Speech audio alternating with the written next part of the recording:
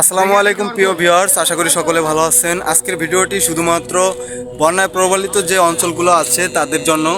আমরা যারা সাহায্য করতে চাচ্ছি এবং সহযোগিতা করতে চাচ্ছি, তাদের উদ্ধার কাজে আমরা ব্যস্ত আছি, তাদেরকে নিয়ে আমি একটা কথা বলবো আজকে। প্রথমত দরকার যারা এই বন্যায় প্রবলিত অঞ্চলগুলোতে যারা একদম খারাপ অবস্থায় আছে তাদেরকে উদ্ধার করা। আমরা যে ত্রাণ বিতরণ করতে আসি এগুলো বাদ দিয়ে আগে তাদেরকে উদ্ধার করে আমাদের যে আশ্রয় কেন্দ্রগুলো আছে সেখানে নিয়ে আসি।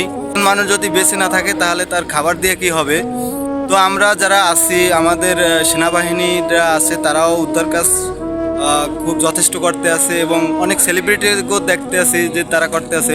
বিশেষ করে নোয়াখালী, ফেনী, কুমিল্লা এই অঞ্চলগুলোতে বেশি সমস্যা। তো আমরা যাই একটু ভিতরে অঞ্চলের দিকে যাব, সেখানে তাদেরকে সাহায্য সহযোগিতা করার জন্য। শুধুমাত্র যে তারাই দুর্যোগের ভিতরে আছে তা না, এমনকি আমাদের উপরে এরকমের একটা দুর্যোগ চলে আসতে পারে। আমরা অনেক আলহামদুলিল্লাহ ভালো আছি। আল্লাহ যারে যেরকমের রাখে, এটা একটা পরীক্ষা আল্লাহর। তো সবার কাছে একটা অনুরোধ যে আমরা যেভাবে যেখান থেকে যেভাবে পারি সাহায্য সহযোগিতা করব।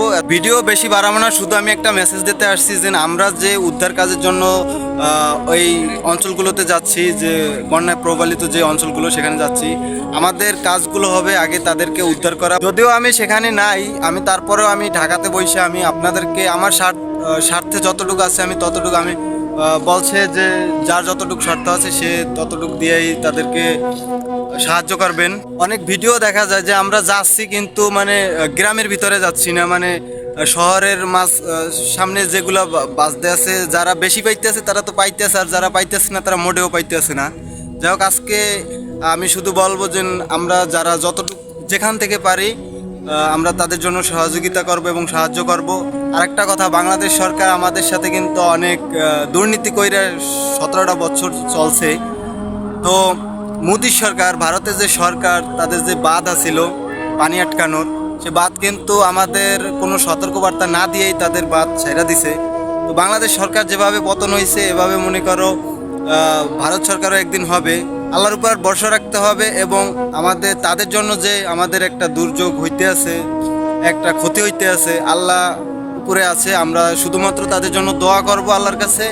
আমরা যতটুকু পারি সহযোগিতা করব তাদের জন্য, এতটুকুই। আর ভারতের জন্য নিন্দা জানাচ্ছি এবং আমি চাই যে এগুলোর কোনো একটা ব্যবস্থা নেওয়া হোক, যে এই যে কোনো সতর্কবার্তা না দিয়ে আমাদের উপরে এরকমের একটা দুর্যোগ, এটা বলাই যায় যে মানুষের তৈরি একটা দুর্যোগ। তাদের যদি বাঁধটা না খুলে দিত তাহলে তো আমাদের এরকম একটা দুর্যোগ হতো না। তো আজকের ভিডিওটি এই পর্যন্ত। অবশ্যই ভিডিওটি লাইক, কমেন্ট, ভিডিওটি মাস্ট প্লিজ শেয়ার করবেন।